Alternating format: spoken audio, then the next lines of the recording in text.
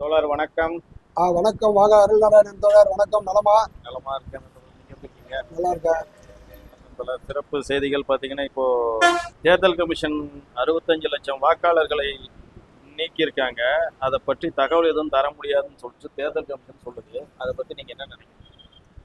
அதுல ஒரு ஒரு முக்கியமான விஷயம் என்னன்னா, அது சொல்றதே பச்சை அயோக்கியத்தனம். நாங்க ஒரு தரவுகளை தர முடியாதுன்னு சொல்றதே அப்ப தப்பு இருக்குதுன்னு அர்த்தம். ஆனா இந்த சங்கிகளும் அந்த தேர்தல் சில அதிகாரிகள் அந்த சில பேர் இருக்கான்ல, பாஜகவுக்கு சொம்படிக்கிறவங்களாம் சொல்றான், ஊடுருவல்காரர்கள் தான் நாங்க நீக்கணும். ஊடுருவல்காரர்கள் தான் அந்த 65 லட்சம் பேர் ஊடுருவல்காரர்கள், சமூக விரோதிகள்னா அந்த பட்டியல் கொடுக்கணும்ல. ஊடுருவல்காரனா யாரு? எப்போ ஊடுருவாங்க? எப்போ ஊடுருவாங்க? சரி, அந்த ஊடுருவங்களை ஓட்டு சேர்த்தது யார்? இப்ப நீக்கணும்ன்றீங்க. நான் கேட்கறேன்னா, மோடி என்ன சொன்னாரு? ஆட்சிக்கு போன 5 வருடத்துக்கு முன்னாடி கூட சொன்னாரு. இந்த புலவாமா தாக்குதலுக்கு முன்னாடி மோடி ஒரு பேட்டி கொடுத்தாரு தெரியுங்களா? அந்த ராணுவ வீரர்கள் 40 பேர் செத்தாங்களே புலவாமா தாக்குதல், அதுக்கு முன்னாடி ஒரு கம்பீரமான ஒரு பேட்டியை கொடுத்தாரு. நான் யார் தெரியுமா?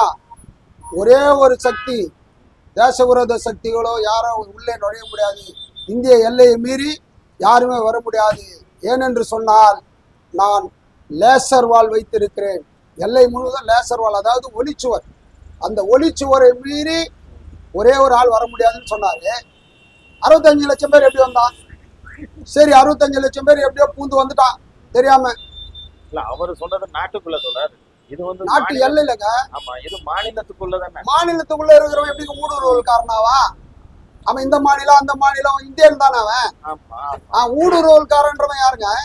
எல்லை தாண்டி வரவன் தானே ஊடுருவி வருவான். அப்ப அந்த ஊடுருவல்காரனை எங்களுக்கு அடையாளம் காட்டு. நீ நீக்கிறது உண்மையாந்தா இவன் இவனுக்கு பண்ண கூத்து. தாழ்த்தப்பட்ட மக்களும் இஸ்லாமியரும் ஓட்டு போட மாட்டான்னு பெரும்பாலும் அவங்க ஓட்டு தான் நீக்கிருக்கானுங்க. அது பட்டியலை கொடுத்தா தெரிஞ்சிட போதுன்னு சொல்லிட்டு கூடுருவல்னு காட்டினுக்கிறாங்க. உச்ச நீதிமன்றத்திற்கு இணையானது தேர்தல் ஆணையம். உச்ச நீதிமன்றம் கூட தேர்தல் ஆணையத்தை கட்டுப்படுத்த முடியாது எனில் யார் தான் கட்டுப்படுத்துவது? தேர்தல் ஆணையத்துக்கு ஒண்ணு வானலே அதிகாரம் கிடையாதுங்க. சுப்ரீம் கோர்ட்டே கேள்வி கேட்க முடியாதுன்னு சொல்ல முடியாது. தேர்தல் நடத்துறால தேர்தல் ஆணையம். அந்த தேர்தல் முறைகேடு நடக்குது, அதை விசாரிக்கிறவ யாரு? தேர்தல் ஆணையமா நீதிமன்றமா? சொல்லுங்க. ரெண்டுமே இருக்கலாம். இல்ல, விசாரணைன்னா அவன் ஓட்டு எண்ணி முடிச்சுட்டு சொல்லிட்டு போயிடுறான். அதுல ஒரு வாக்கு எண்ணிக்கையில குளறுபடி, அதுல நன்னடத்தை விதிகள் எல்லாம் இருந்ததுன்னா தண்டனை கொடுக்குறவன் யார்? நீதிமன்றம் கொடுக்குதா? அப்போ கோர்ட் அதுக்கு அதிகாரம் இல்லையா? அப்ப கோர்ட்டு கட்டுப்படாது அந்த தேர்தல் ஆணையம். தேர்தல் ஆணையம் எங்களுக்கு அதிகாரம் தான் கேதுன்னா, நீ வாக்கு எண்றீங்கல்ல, அந்த வாக்கு எண்ணிக்கையில குளறுபடி சொல்றவன் யாரு? இந்த நம்ம ஐயா அப்பாவு இன்னைக்கு சபாநாயகரா இருக்காரு, அவரை அந்த பூத்துல இருந்து அடிச்சு தூவின்னு வெளியே போட்டானுங்க. போட்டு அவர் நீதிமன்றத்துக்கு தான் போனார் வழக்கு போட்டு. தேர்தலில் என்னை வெளியே தள்ளிட்டு முடிவு அறிவிச்சிட்டாங்கன்னு. தேர்தல் ஆணையம் விசாரிச்சு நடவடிக்கை தான் நீதிமன்றத்துக்கு முன்னால் தான் அந்த வாக்கு எண்ணிக்கை நடந்தது. அதுலயும் அப்பாவை ஜெயிச்சிட்டாருன்னு ஒரு தகவல் வந்தாலும் அதுக்கு ஒரு இடைக்கால தடை வாங்கி சுப்ரீம் கோர்ட்ல இன்னைய வரையும் அப்பா அவருடைய ரிசல்ட் வரல. ஏன் அந்த தேர்தல் ஆணையம் விட வேண்டியதானே ரிசல்ட்டை? உனக்கு அதிகாரம் இருக்குதுன்னா நீ விடலாம்ல. உனக்கு அதிகாரம்லாம் கிடையாது. இதெல்லாம் சும்மா நாங்க தான் மிகப்பெரிய சக்தி, அதெல்லாம் கிடையாது. சில அதிகாரிகள் செய்த தவறுகளுக்கு ஒட்டுமொத்த தேர்தல் ஆணையத்தை குற்றம் சுமத்துவது சரியாகுமா? அதை தான் கேட்குறோம். இப்போ ராகுல் காந்தி மிகப்பெரிய நம்முடைய தமிழக எம்பிக்கள் கூட, திருச்சி சிவா ஐயா, நம்ம கனிமொழி அம்மையார், நம்ம எல்லாரும் முன்னாடி எம்பிகள்லாம் கூப்பிட்டு போனார். தேர்தல் ஆணையத்தை சந்திக்க போறாரு. அப்போ தேர்தல் ஆணையர் யாரையும் குறை சொல்லியே. தேர்தல் ஆணையர் ஒரு தப்பு பண்ணிட்டாரு இதுவரை யாரும் சொல்லல. ஆனா தேர்தல் ஆணையர்கிட்ட தப்பு நடந்ததை நாங்க சொல்றோம். தேர்தல் ஆணையர் நேர்மையான ஆளா இருந்தா நீ அதை வாங்கி வச்சு விசாரிச்சுட்டு அதிகாரி தப்பு பண்ணிருக்கலாம். இப்ப இருக்கிற தேர்தல் ஆணையர் தப்பு பண்ணாம கூட அதிகாரி தப்பு, அப்ப அந்த அதிகாரி நடவடிக்கை இல்ல. இவரு ராகுல் காந்தி கொடுக்குற புகாரை தப்புன்னு சொல்லிட்டு அவருக்கு தண்டனை கொடு. முதல்ல அபிடவிட் யாங்க கேட்குறீங்க? ராகுல் காந்தி ஒரு 300 எம்பியோட போறாரு. அவர் சொல்றது பொது வெளியில பதிவாகுது. கொடுத்த ஆவணங்கள்ல தான் எடுத்து கொடுக்குறாரு தவிர நீதிமன்றத்தில் அவர் கொடுத்த செய்திகளோ அவர் கொடுத்த ஆதாரம் தவறான நீதிமன்றத்தில் வழக்கு போட்டு ராகுல் காந்தி உள்ள தள்ள அதுக்குள்ள நீ எதுவுமே இல்லாம மிரட்டுறாங்க. தேர்தல் ஆணையத்துல மூணு வருட தண்டனை வரும். ராகுல் காந்தி கூறியது தவறா தான் கரெக்டு. உனக்கு தேர்தலில் 3 வருட தண்டனை வரும்ல, வாங்கிக்க வரான்றது புகார 3 வருஷம் தண்டனை வாங்கி கூட தப்பு பண்ணா. இப்போ சொல்றாங்களே தேர்தல் ஆணையம் முறையா நடக்குதா? கொஞ்ச நாளைக்கு முன்னாடி அதாவது மத அடையாளங்களோட பிரச்சாரம் பண்ணக்கூடாதுன்னு சொல்றோமா இல்லையா? மோடி என்ன பண்ணாரு? ராமேஸ்வரத்துக்கு வந்து கன்னியாகுமரி வந்து தேர்தல் வந்தப்போ அந்தந்த கோயில்ல தியானம் பண்றாரு. நான் இந்த பகவானை பார்க்க வந்தேன், அந்த பகவானை பார்க்க வந்தேன், மக்களை பார்க்கவா பண்றாரு. இங்க இருந்து போய் ஒடிசாவில் தேர்தல் பிரச்சாரத்தில் என்ன சொல்றாரு? தமிழ்நாட்டு பூரி ஜெகநாதனுடைய ஆலயத்தில் இருக்கிற சாவி, அந்த பொக்கிஷத்தினுடைய சாவி திருடு போன சாவி. அது கூட பாருங்க, திருடு போன சாவி தமிழ்நாட்டில் இருக்கிறது. ஒடிசாவில் பிஜேபி ஆட்சி வந்தா அந்த சாவி கண்டுபிடிச்சு தர முடியும்னா, அப்போ திருடு போன சாவி தமிழ்நாட்டில் இருக்குதுன்னா தமிழ்நாட்டில் இருக்கிறவங்க திருடனா யார் திருட? தமிழ்நாட்டே திருடன்றாங்க. அந்த ஆளு தமிழ்நாட்டு திருடன்றான். ஒருத்த வந்து போயும் ஒரு தமிழை வந்து ஒடிசாவுக்கு முதல்வர் வர ஆசைப்படலாமான்னு இவர் கேட்கிறாரு. யாரு? உள்துறை அமைச்சர் அமித்ஷா கேட்கிறார். அப்போ இந்த தேர்தல் ஆணையம் நியாயமான ஆணையமாக தான் அவங்களுக்கு ஒரு நோட்டீஸ் அனுப்பியிருக்கணும். நம்மலாம் கண்டனம் பண்ணோம். நம்ம அது வந்து கடமை தவறுனது. அது கூட நம்ம வந்து ஒரு கண்டிச்சோ ஒரு இந்த மாதிரி தேர்தல் ஆணையம் தவறு பண்ணிச்சோ திட்டிட்டு விட்டுடலாம். ஆனால் சிசிடிவி காட்சி அழிக்கிற நீ தயாரித்த தேர்தல் வாக்காளர் பட்டியலை நீயே தரமாட்டேன்னு சொன்னால் அதுக்கு பேர் திருட்டுத்தனம் தானே. நம்ம ஆணையரை குறை சொல்கிறோன்னா, நீ ஆணையர் வந்து அந்த புகாரை ஏற்றுக்கின விசாரணை இறங்கியிருந்தாருன்னா நம்ம தவறு சொல்ல போறதில்லை. அவர் அந்த தேர்தல் ஆணையர் இது வந்து இந்த வழக்கையே இந்த புகாரையே ஏற்றுக்காதால நம்ம யாரை முதல் திருடன்னு சொல்ல முடியும்? தேர்தல் ஆணையம் தான் திருடன். அவரே அவருடைய செய்கை மூலம் அதை நிரூபிக்கிறார். ஒரு பெண் 2 இடங்களில் வாக்களித்ததாக சொல்கிறார் ராகுல் காந்தி. அந்த பெண்ணோ தான் ஒரு இடத்தில் மட்டுமே வாக்களித்ததாக பேட்டியளிக்கிறார். ராகுல் காந்தி சொன்னது தவறாக சொல்லியிருப்பாரா? அவர் ராகுல் காந்தி வந்து ஒரு சிசிடிவினுடைய அந்த சிப்புன்னு சொல்லுவாங்களா, அதை கொடுத்துருந்தா எல்லாத்தையும் போய் பண்ணியிருப்பாரு.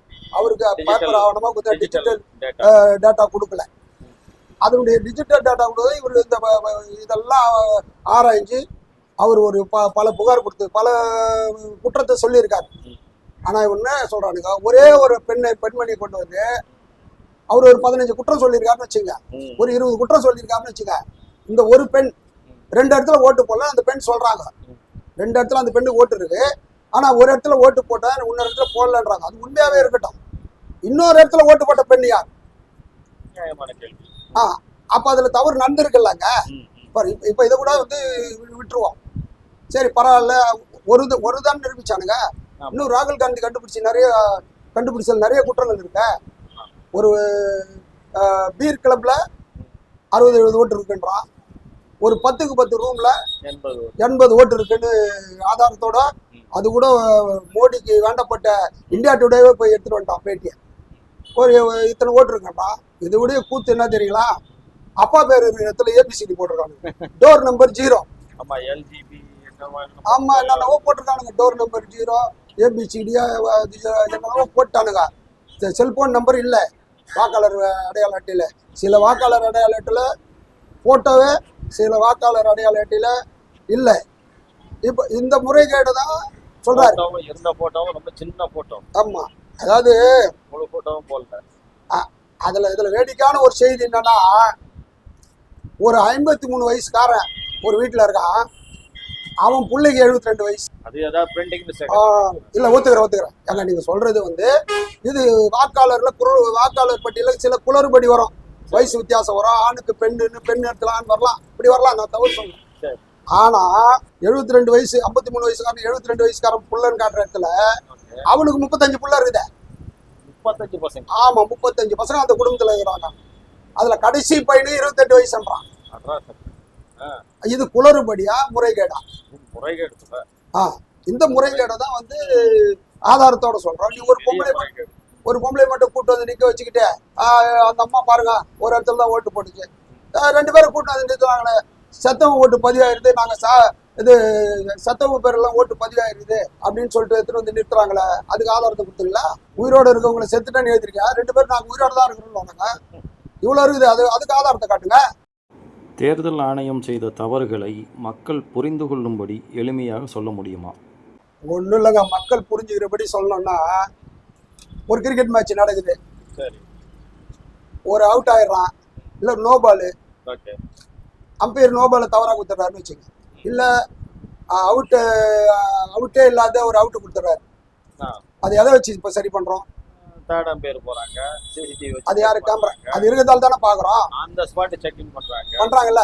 இப்போ நாம கேட்கறது என்னன்னா, இதையே தான் கேட்குறோம், சிசிடிவி காட்சி காட்டு. ராகுல் சொல்றது தவறா இருக்கலாம், நீ சொல்றது தவறா இருக்கலாம், இல்லை நீ சொல்றது சரியா இருக்கலாம், ராகுல் காந்தி அவர்கள் சொல்றதும் சரியா இருக்கலாம். உண்மை மக்களுக்கு சொல்லு, சிசிடிவி ஆன் பண்ணி காட்டு. ஒரு இடத்துல என்ன பண்ற, 10% 15% ஓட்டு அதிகமாக காட்டுறீங்க 5 மணிலேருந்து 6 மணிக்குள்ள. அப்போ ஒரு பெரிய கூட்டம் அந்த பூத்துக்கு வந்துருக்கணும்ல. அப்போ சிசிடிவி ஆன் பண்ணால் அந்த கூட்டம் வந்ததா இல்லையான்னு தெரிஞ்சிருக்கும்ல. திருடிட்டு ஓடுறான் பாருங்க, திருடன் நகை திருடிட்டோ இல்லை நகையை கொள்ளடிச்சு வர திருடன் என்ன பண்ணிடுவான், சில நேரம் போலீஸ்காரங்க பிடிக்கிறதுக்கு நாளானா அந்த நகையெல்லாம் உருட்டிடுவான். அப்போ ஆதாரமே இந்த டிசைன் நகை இவங்க கொடுத்துருப்பாங்க இந்த பில்லை, ஆனால் அங்கே ஆதாரம் இருக்காது. அந்த திருடனுக்கும் இந்த தேர்தல் ஆணையர் திருடனுக்கும் என்ன வித்தியாசம்? ஒரு ஓட்டப்பந்தயம் ஓடுறோம், 2 பேர் 10 பேர் ஓடுற இடத்துல முதல் வர ஒரு ஓட்டப்பந்தய வீரரை ஒருத்தன் காலில் இடறி தட்டி விட்டான்னு வச்சுக்கோ, அது முறைகேடா இல்லையா? நிச்சயமா அது கண்டுபிடிக்கப்பட்டா அவனை விளையாடவே அனுமதிக்க மாட்டாங்க. யார? அந்த விளையாட்டு வீரனை அந்த இன்னொரு விளையாட்டு வீரனை தள்ளி விட்டா அவனை சில ஆண்டுகள் விளையாட அனுமதிக்கணும். அந்த மாதிரி இந்த தவறு எவன் செஞ்சாலும் அந்த ஆணையாளரை சஸ்பெண்ட் பண்ணணும், சிறை தண்டனை கொடுக்கணும். கண்டிப்பா இதை தான் நாங்கள் சொல்ல வரோம். தேர்தல் ஆணையத்தை எப்படிப்பட்ட விசாரணைக்கு உட்படுத்த வேண்டும் உங்களின் கருத்து? இதுவரை மோடி வந்ததுலேருந்து 2 தேர்தல் ஆணையம் ராஜினாமா பண்ணிட்டு போயிருக்காங்கன்னு நினைக்கிறேன். ஆமா, ஏன்னா இவருடைய திருட்டுக்கு உடந்தையா இருக்க மாட்டேன்னு அவங்க வர இல்லாதால போயிருக்கலாம். இப்போ நாங்கள் என்ன சொல்றோம்னா, ஒரு தலைமை நீதிபதியோ ஒரு பிரதமரோ ஒரு எதிர்கட்சி தலைவரோ தேர்ந்தெடுக்கக்கூடிய அந்த தேர்தல் அதிகாரியை தேர்தல் ஆணையரை இவர் எப்படி வந்து இரவோடு இரவா சட்டம் போடுறாங்க? ஒரு பிரதமரும் அவர் விரும்புகிற அமைச்சர் ஒரு எதிர்கட்சி தலைவர் 3 பேரும் சேர்ந்து தேர்ந்தெடுக்கலாம்னு சொல்லிட்டு, அப்போ பிரதமரும் அவர் விரும்புகிற அமைச்சரும் 2 ஓட்டு ஆயிடுதா, எதிர்கட்சி தலைவர் 1 ஓட்டு ஆயிடுதா? யார் விரும்புறவங்க வர முடியும்? பிரதமருடைய விருப்பத்தை நிறைவேற்றுறவங்க தானே வர முடியும். அப்ப நான் என்ன சொல்றேன்னா, பிரதமருடைய அடியாளா, பிரதமருடைய கையாளா, பிரதமருடைய கைக்கூலியா இந்த தேர்தல் ஆணையர் இருக்காருன்னு இருக்கிறார். நான் குற்றம் சாட்டுறேன். அது இல்லைன்னு சொல்லணும்னா சுப்ரீம் கோர்ட்டு ஒரு சிறப்பு உத்தரவு போடணும். எனக்கு தெரிஞ்சு அது சட்டத்துல இடம் இருக்கும், ஒரு நீதிமன்றம் நினைச்சா செய்யலாம். குற்றங்கள் வெளியே, ஏன்னா இவங்கெல்லாம் கூட்டு போய் நம்ம கேடிங்களை ரவுடிங்களை அடிக்கிற மாதிரி ஒரு தேர்தல் ஆணையர் அடிக்க முடியாது. அதனால அந்த விசாரணை என்ன பண்ணோம்னா, இந்த ஆணையார் எப்போ வந்தானோ அப்பத்துல இருந்து செல்போன் உரையாடலை பரிசீலிக்கணும். அந்த ஆணையர் ரேடு, அந்த தேர்தல் அதிகாரம் அந்த நேரத்துல பணிபுரிஞ்சாம்பார். 1,10,000 வாக்கு அதிகமாக வந்த நேரம், 68 லட்சம் வாக்கு நீக்கின நேரம், இந்த கணக்கு எடுத்தவன் ஒரே குடும்பத்துல 70 ஓட்டு, ஒரே ரூம்ல 80 ஓட்டுன்னு கணக்கு எடுத்தானுங்கள. இவங்களை பத்தியெல்லாம் நம்ம உண்மை வரணும்னா இந்த தேர்தல் ஆணையாளர் யார்கிட்ட பேசணும்? பிரதமர் கிட்ட பேசியிருக்கானா? என்ன உரையாடு? அமித்ஷா கிட்ட பேசியிருக்கானா? இல்லை அவரு கீழே இருக்க அதிகாரி கிட்ட பேசியிருக்கானா? செல்போன் உரையாடல் எடுத்தாவே இந்த திருட்டுத்தனம் வெளியே வந்துருங்க. இன்னும் கூட அப்படி இல்லைன்னா இந்த திருடனுங்களை இந்த உண்மையே வராது தடையுமே கிடைக்காம இருக்கும் போதெல்லாம் என்ன பண்ணுவாங்க, உண்மை கண்டறியும் சோதனை நம்ம வச்சிருப்பான்ல, அந்த உண்மை கண்டறியும் சோதனையை உட்படுத்தணும். இவங்களை சிறப்பு அதிகாரத்தை பயன்படுத்தி உட்படுத்தணும். ஏன்னா நமக்கு ஒரே நம்பிக்கை, ஏன்னா ஒருத்தரை ஏமாத்தினா ஒரு 420ங்க மோசடினா 420 தானே அந்த கேஸு. இவன் 100 கோடி மக்களை ஏமாத்தணும், 100 கோடி 420 கேஸை போட வேண்டியவனுங்க. மக்களுக்கு இருக்கிற அடிப்படை ஒரு உரிமை, அது ஒரு விரல் புரட்சின்னு சொல்றான் பாருங்க.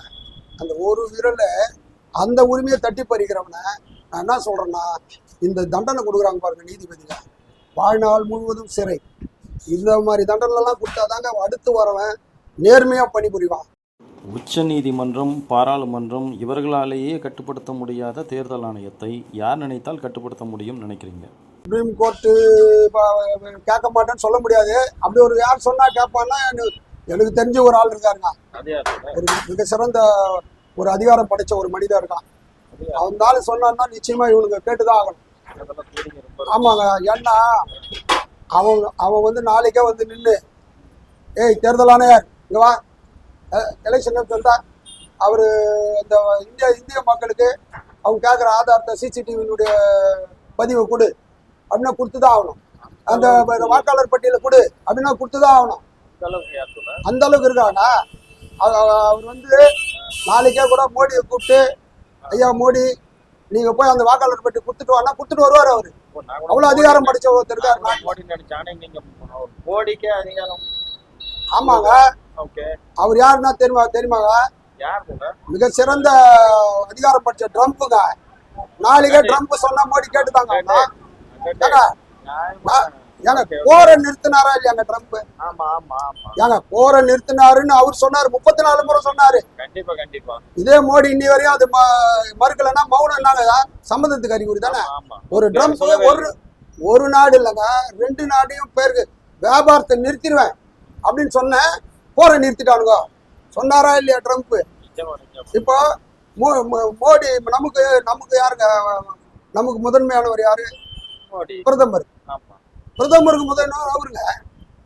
நம்ம அதிகாரம் செலுத்தக்கூடியவர், நம்ம அதிகாரம் செலுத்தக்கூடிய மோடியவை அதிகாரம் செலுத்தக்கூடியவர் ட்ரம்ப். நாம இவர்கிட்ட கெஞ்சணும். நம்ம இந்திய மக்கள் எல்லாம் சேர்ந்து ஒரு கோரிக்கை வச்சு, ஐயா ட்ரம்ப் அவர்களே, ஆனா நல்ல நேரத்துல சொல்லிருக்கீங்க தொடர். ஏன்னா அடுத்த மாசம் ஐக்கிய நாடுகள் அடுத்த மாசம் கூட நேர்ல போயிடும். ஆமா, அதுக்குள்ள கோரிக்கை வச்சோம்னா ட்ரம்ப் பரிசீலிச்சு, மோடி உங்க நாட்டு மக்கள் முன்ன கூட உங்ககிட்ட கூட கோரிக்கை வைக்கல, என்கிட்ட வச்சிருக்காங்க. அதனால நான் வந்து சொல்றேன், நீ தேர்தல் இதுவை கொடுத்துரு. ஏன்னா அதிகாரமே கிடையாதுங்க மோடி கிட்ட. என்ன சொல்றாரு? இந்த ஒரு ரஜினி செந்தில் நடிச்ச படம் வருமா? ரஜினி ஐயா செந்தில் நடிச்ச படம் படையப்பாவா? மாப்பிள்ள அவர் தான் போட்டு ட்ரெஸ் எந்துன்னு வரல. ஆமா, மோடி வந்து பிரதமர் தான். அதிகாரம் ட்ரம்ப் கிட்ட தான் இருக்குது. ஏங்க 34 முறை சொல்றாங்கல்ல, வெக்கமா இல்ல? மறுக்க முடியலையா? அப்ப உண்மைதானே அது? நான் சொல்லிதான் போரை நிறுத்தினேன்னு மோடி சொல்றாரு. வேற சொல்றதுக்கு சாரி, நான் சொல்லிதான் போரை நிறுத்தினேன் ட்ரம்ப் சொல்றாரு. அப்போ அவரு சொன்னா போரே நிறுத்தணுங்க. ஆயுதத்தையே மடக்கி வீட்டுக்குள்ள வச்சுனானுங்கல்ல 2 பிரதமர், 2 நாட்டு பிரதமர். அப்ப அந்த ட்ரம்ப் சொன்னா செஞ்சுதானுங்க ஆகணும். அதனால நான் என்ன சொல்றேன்னா, ட்ரம்ப்புக்கு மட்டும் நம்ம எல்லாருமே சேர்ந்து இதுல வெக்கம் பார்க்க கூடாது. ஏன்னா மோடியே வெக்கம் பார்க்கல. வெக்கம், சூடு, சொரணம் எல்லாம் இல்லாம மோடியே எதிர்ப்பு தெரிவிக்கும் இருக்கும்போது நம்ம சாதாரண மக்கள் நம்ம என்ன பண்ணலாம்? ட்ரம்ப் அவர்களே வாருங்கள், எங்களுக்கு நியாயம் தாருங்கள் அப்படின்னு ஒரு கோரிக்கை வச்சு பார்ப்போம். ட்ரம்ப் நினைச்சா நாளைக்கு கொடுத்துருவாங்க. ஆமென். நன்றி.